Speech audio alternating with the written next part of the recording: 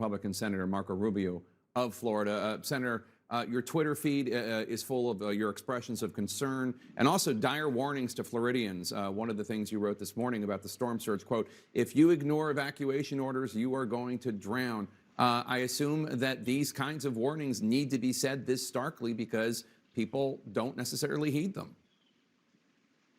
Well, when we talk about storm surge and how it kills people, that's how it kills people. Maybe we want to be blunt. I mean, that's people that die in storm surge, people that die in water, is because they drown. We're talking about projected between 12 and 18 feet. You know, the National Hurricane Center had to redo their storm surge projection map. They didn't have a color for 12 to 18 feet.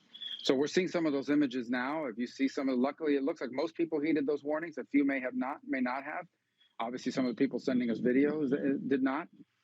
But part of the challenge now is how do you get to people? Because that water is not just going to go away for hours, and then it leaves behind all kinds of dangerous conditions on the ground. So the storm surge, the wind, this is already a catastrophic event, and I think the worst is yet to come between the rain and the areas it's going to go through. I mean, this thing's going to march right up I-4, up towards Northeast Florida, maybe Jacksonville or Daytona. A huge swath of Florida's population is going to be impacted by this in one way or another. The I-4 corridor, as it's known, from Tampa, St. Pete, all the way to the east coast of Florida, there's likely going to be widespread damage up and down this coast. Tell any Floridians watching, where can they go for resources that they're going to need after the storm passes? Well, obviously, we've been posting that on rubio.senate.gov. We're going to have it up there. We'll have it on my political website, which we're going to just use for the next few days, just to put out information about that as well, marcorubio.com. But then look, there's the state emergency disaster.org in Florida that does that and has it available to you. So that's obviously assuming that you have access to the internet. I'd also ask them to tune into local news and broadcasters, because they're going to be putting out this information. After the storm passes, people are going to be eligible for FEMA assistance, maybe SBA assistance.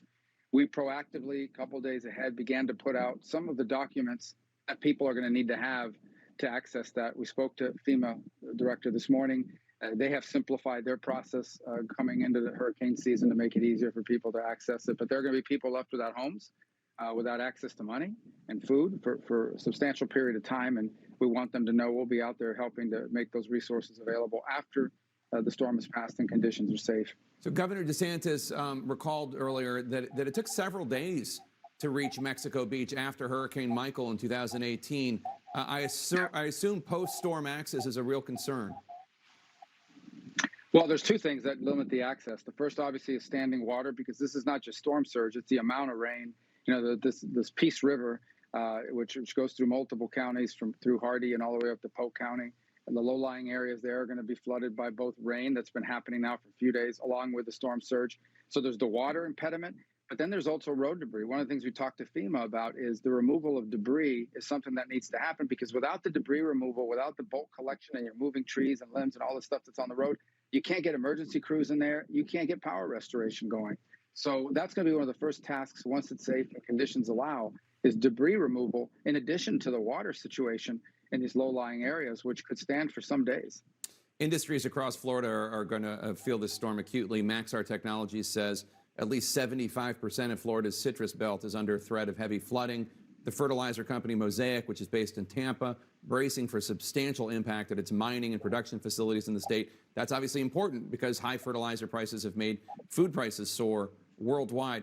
What resources are going to be there to provide to these industries if they do, in fact, take these projected hits? Well, for the first time ever, back 4 years ago, we were able to get the Department of Agriculture to include agricultural losses and some of those catastrophic losses as part of the loss. And we're going to have to do that again. The citrus industry in Florida is already teetering on the brink because of citrus greening. They lose this year's crop and a bunch of trees. You can't just restart that. That takes time in the planting season and the growing season and so forth. So it's going to be a big hit for them.